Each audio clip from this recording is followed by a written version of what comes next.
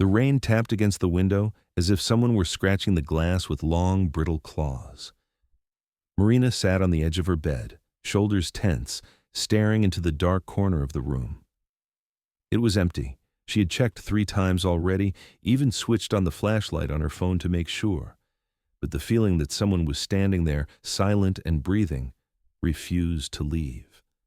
Her ears strained for any sound beyond the rain, and in that silence, her heartbeat felt loud enough for someone else to hear. She was about to pull the blanket over her head when her phone screen lit up in the dimness. A notification slid across the glass. Hallway security camera. Motion detected. Her skin prickled. She lived alone. Slowly, she unlocked the phone and opened the app. The feed showed the corridor. Empty. Just the old coat rack leaning slightly to one side, her boots neatly by the wall. But right in the middle of the rug lay something dark and elongated. It looked disturbingly like a human finger, pale at the tip, darker toward the base. She blinked hard, and when her eyes focused again, it was gone. The rug was bare. She told herself it was just a glitch, maybe a shadow, but the thought didn't stick. Technology was hard to fool, especially when the feed was live. She rose from the bed, her bare feet whispering against the floor, and padded toward the hallway. Her throat felt tight. When she reached the door, she noticed the lock was turned to the open position. She was certain she had locked it 2 full turns the way she always did. Her hand hovered over the knob when a dull thump came from the kitchen, as though someone had brushed past the table and bumped it. She froze, the sound vibrating in her chest. Slowly, she reached for the light switch, but nothing happened. The bulb above dangled from a wire, swaying gently, casting no light at all, as though someone had touched it moments ago. In the darkness, something cracked softly underfoot like a dry shell being crushed. She flinched back into the bedroom, clutching her phone so tightly it creaked in her hand. Another notification pulsed onto the screen. Motion detected in the bedroom. She was in the bedroom. Her thumb hesitated, then tapped. The live feed appeared, and there she was, sitting on the bed. But behind her stood a black figure with a crooked, tilted head, limbs too long, motionless yet somehow leaning toward her. She spun around. Nothing. But the smell was there now, damp, mildewed, like air pulled straight from a wet basement. She told herself to get to the front door, to get out. But as she stepped into the hallway again, the distance seemed wrong. The door felt farther away, the space stretched, the walls closing in behind her. Each step echoed, and with each echo came a second, fainter set of footsteps, matching hers exactly. She sped up, and so did they. The lock was icy under her hand and wouldn't budge. Then, close to her ear, a child's whisper. "Marina, don't turn off the light."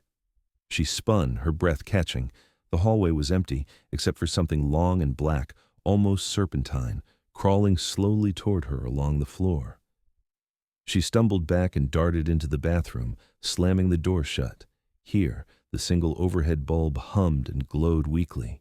She slid down onto the cold tile, listening to her own shaky breaths. Then came the scratching. Long, deliberate drags of something sharp against the wood, leaving deep grooves. The sound stopped. Her ears rang in the sudden silence. She stood, pressed her palm to the door. Nothing moved on the other side. Against her better judgment, she opened it.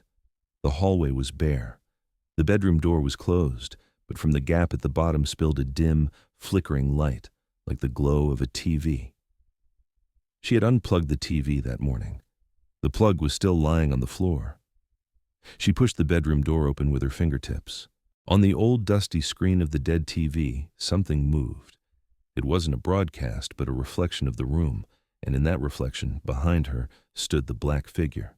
Its head tilted further and further, vertebrae crackling in the silence. Marina lunged forward, slamming her fist against the TV. The image vanished, but in the cracked glass, the reflection still stood, closer now, its faceless head almost touching hers. The bedroom light blinked and died, plunging everything into pitch darkness.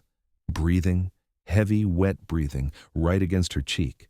She reached out blindly, fingertips brushing something soft and cold. the clammy texture of human skin. She screamed, shoved past the darkness, and bolted for the front door. This time, the lock turned. She burst onto the landing, only to find it just as dark.